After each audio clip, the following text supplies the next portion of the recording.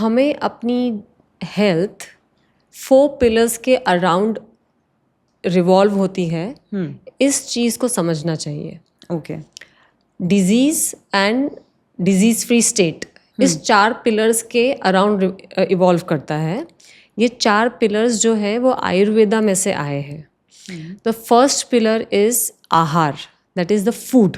Right. So आपकी food thoughtful होना चाहिए। आप क्या खा रहे हैं और क्यों खा रहे हैं और उससे आपको क्या मिलने वाला है। आप सिर्फ खाने का टाइम हो गया है और खाना है और जो अवेलेबल है और जो टेस्टी है बस वही खाना है। इस थॉट प्रोसेस में से बाहर आके अपनी थाली को देखिए और उसमें वो सब डालिए जिससे आपको जो डिज़ायर्ड रिजल्ट है वो मिल रहा है। ये उसका आहार पार्ट है। सेकंड पिलर है निंद्रा। जैसे हमने समझाया स्लीप, तो वो स्लीप आपका सोना है क्योंकि सो के आपको दूसरे दिन फ्रेश होना है, सिर्फ उतना रिलेटेड नहीं है। आपको एक प्री स्लीप स्केड्यूल बनाना है। तो 3 चीज़ जो कॉमनली आजकल सब लोग करते हैं जिसके वजह से उनकी स्लीप अफेक्टेड है, वो लेट तक स्क्रीन्स देखते हैं या मोबाइल देखते हैं या ऐसी जॉब्स हैं जो स्क्रीन पे करनी है। वो लेट तक खाना खाते हैं, लेट खाना खाते हैं और वो बहुत ज़्यादा लेट में एक्टिव रहने की कोशिश करते हैं, चैट करते हैं, बातें करते हैं और उसके वजह से उनकी स्लीप की क्वालिटी बहुत डिस्टर्ब्ड है। तो हमें ये 3 चीज़ें हेल्दी चीज़ों से रिप्लेस करनी है। उसको हम प्री स्लीप स्केड्यूल बोल सकते हैं। एक तो आपको अपने आप को एक्टिवेट करने वाली चीज़ें नहीं करनी है। तो रात को आपको ऐसे ड्रिंक्स, कॉफ़ी, टी अवॉइड करना है और रीडिंग नहीं करना है रात को। ये एक बहुत गलत मिथ है लोगों के बीच में कि रीडिंग करने से अच्छी नींद आती है।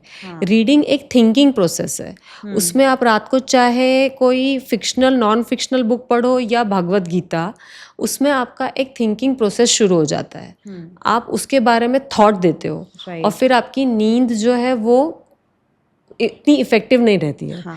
तो आपको नाइट में रीडिंग नहीं करना है, उसकी जगह आपको एकदम डिम लाइट में सॉफ्ट म्यूज़िक सुनना है, आपको मेडिटेशन करना है और माइल्ड लाइट वॉक, थोड़ा मेडिटेशन, स्ट्रेचिंग और ग्रैटिट्यूड।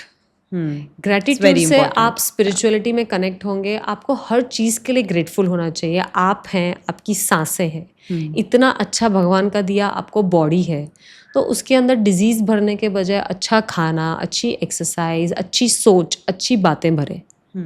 तो इसके लिए आपको ग्रेटफुल होना है। हर छोटी मोटी चीज़, वो रिश्ते जो हमें फ्री में मिले हैं पर इनवैल्यूएबल हैं, उनके लिए हमें ग्रेटफुल होना है। हमने जो किया है और हम जो पा रहे हैं, दोनों के लिए ग्रेटफुल होइए। रात को ग्रेटिट्यूड का प्रैक्टिस बनाइए, तो उससे आपकी स्लीप साइकिल और दूसरा मॉर्निंग बहुत इफेक्टिव रहेगा।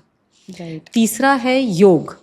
योग और व्यायाम, दैट इज़ एक्सरसाइज। आप उसको, योग को एक SIP के फॉर्म में देखें।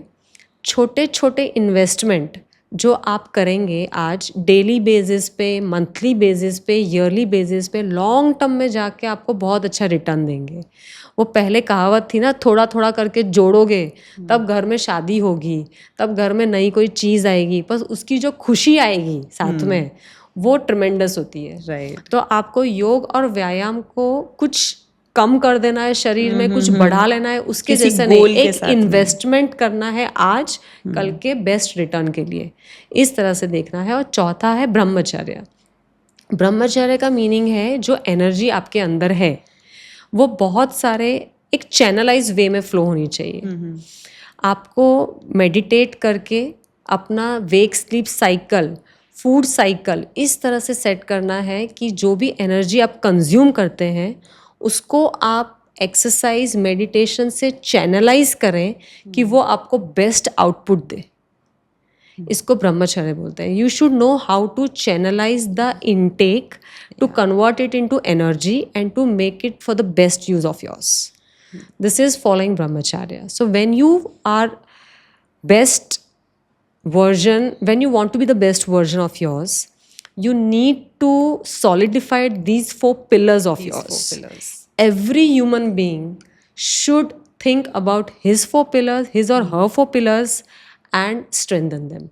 This is the final takeaway. I would like to end it with a quote that rather than being the youngest person sitting in a clinic or a hospital, be proud to be the oldest person in the gym. That's beautiful. Yeah. I think that summarizes it pretty well. Yeah. And these 4 pillars, I think if you keep focusing on these 4 pillars, you actually can be disease free for your life. So thank you for that. Thank you for taking out time for us today. My pleasure. And we would be happy to speak to you again very soon. Definitely. See you.